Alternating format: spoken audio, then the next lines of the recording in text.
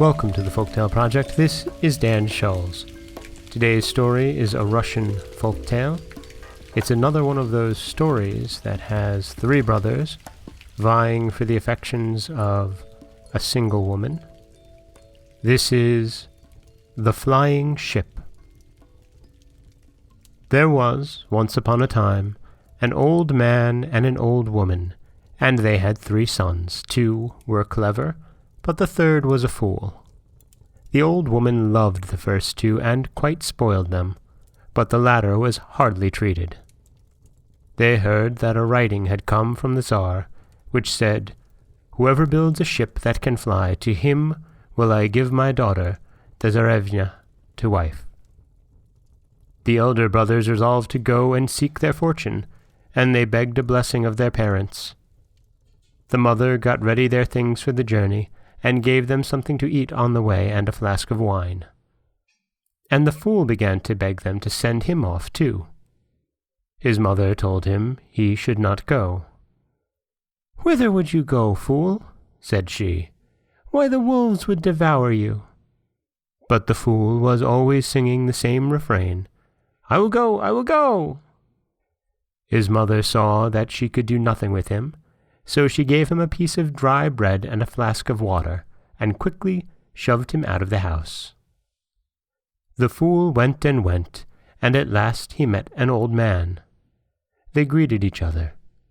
The old man asked the fool, "Whither are you going?"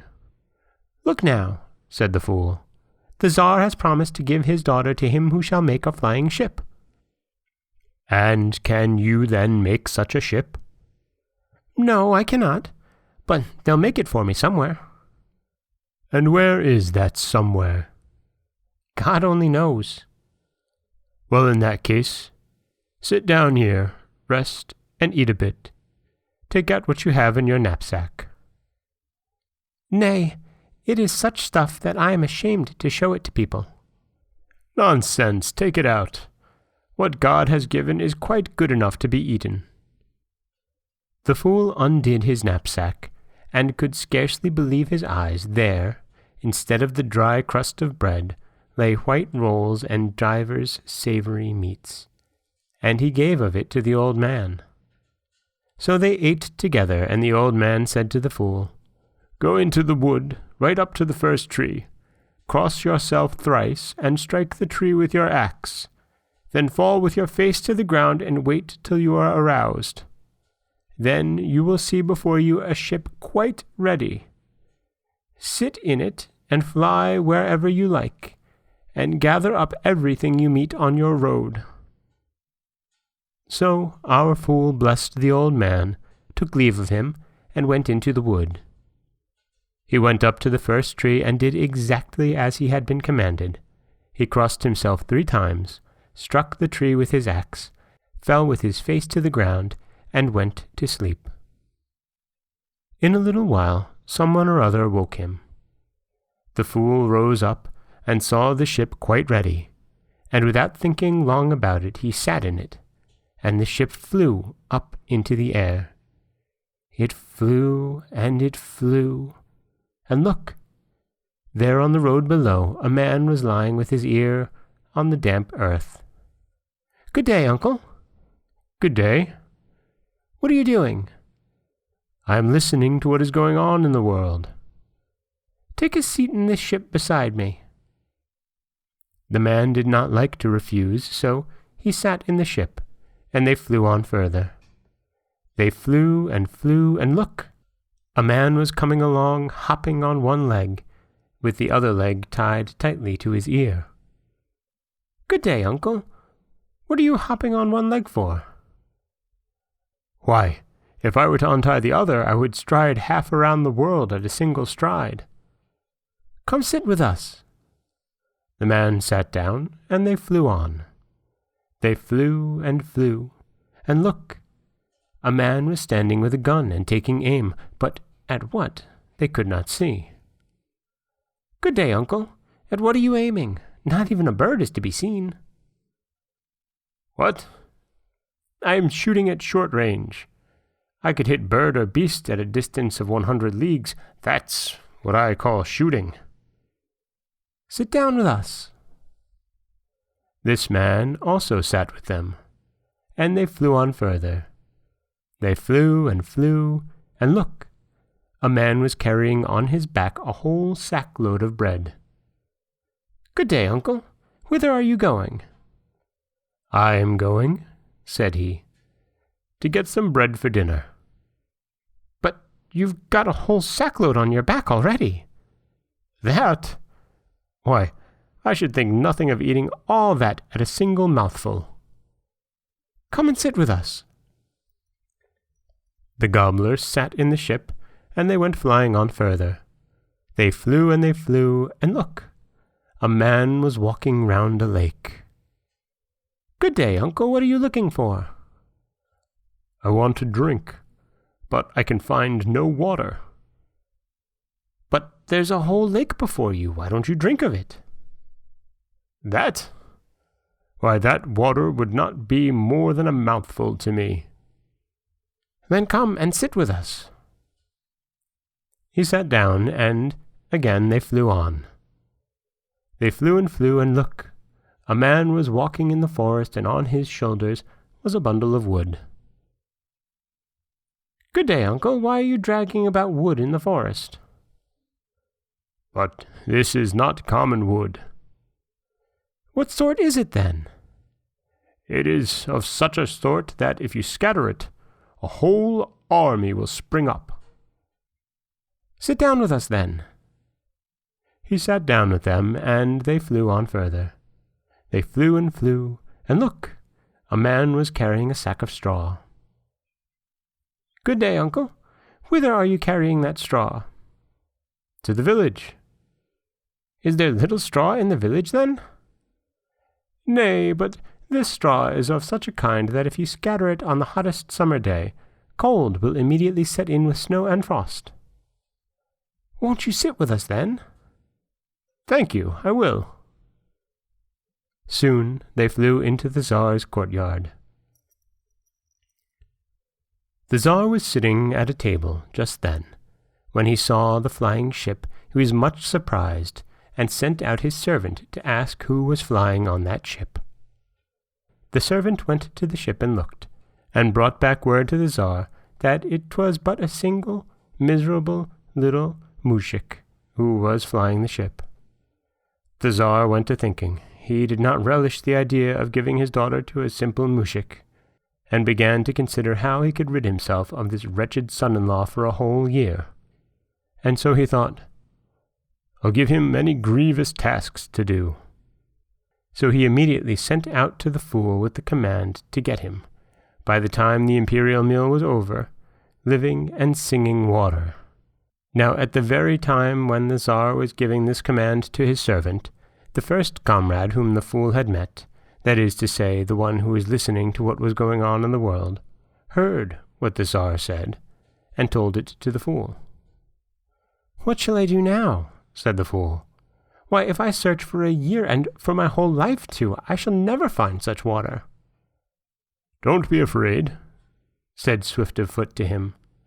"I'll manage it for you." The servant came and made known the Tsar's command. "Say I'll fetch it," replied the fool, and his comrade untied his other leg from his ear, ran off, and, in a twinkling, he drew from the end of the world some of the living and singing water. "I must make haste and return presently," said he, and he sat down under a watermill and went to sleep. The Tsar's dinner was drawing to a close, and still he did not turn up, though they were all waiting, so that those on board the ship grew uneasy. The first comrade bent down to the earth and listened. "Ho, ho! So you are asleep beneath the mill, are you?" Then the marksman seized his gun, shot into the mill, and awoke Swift of Foot with his shooting.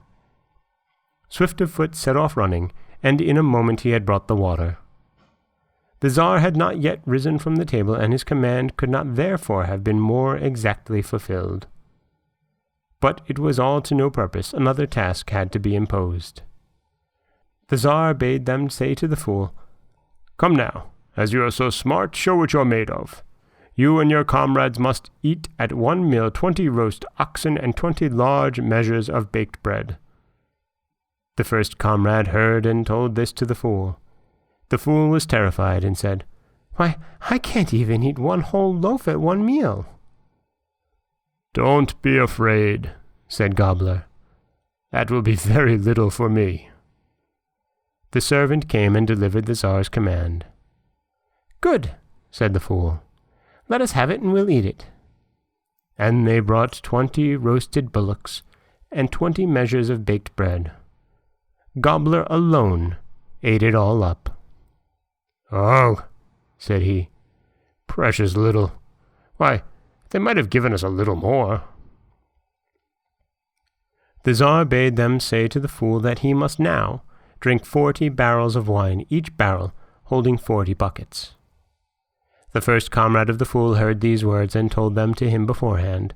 The fool was horrified. "Why, I could not drink a single bucketful," said he. "Don't be frightened," said the drinker. "I'll drink for all. It'll be little enough for me." They poured out the 40 barrels of wine. The drinker came and drank the whole lot at one draught. He drank it right to the dregs and said, "Ah, little enough, too. I should have liked as much again." After that, the Tsar commanded the fool to get ready for his wedding, and to go to the bathroom and have a good wash.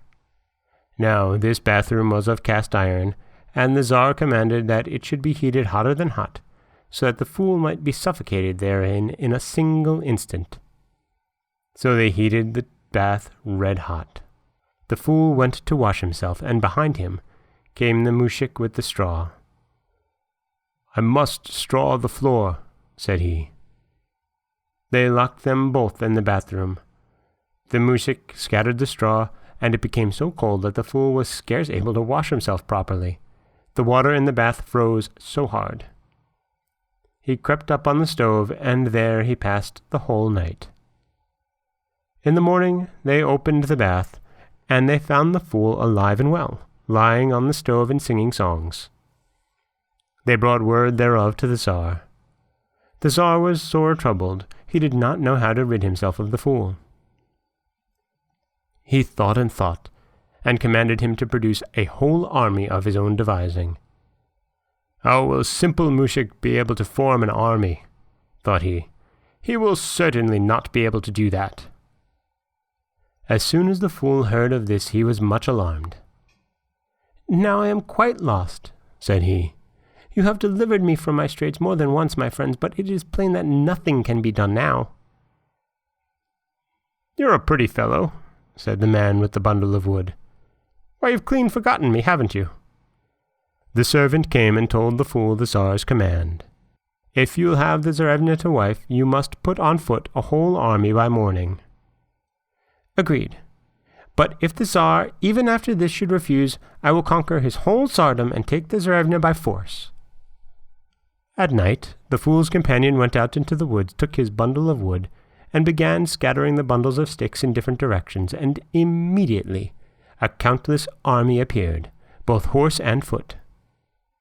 In the morning, the Tsar saw it, and was terrified in his turn, and in all haste he sent to the fool precious ornaments and raiment, and bade them lead him to court, and marry him to the Tsarevna. The fool attired himself in these costly ornaments, and they made him look handsomer than words can tell. He appeared before the Tsar, wedded the Tsarevna, received a large wedding gift, and became quite clever and witty. The Tsar and the Tsaritsa grew very fond of him, and the Tsarevna lived with him all her life, and loved him as the apple of her eye.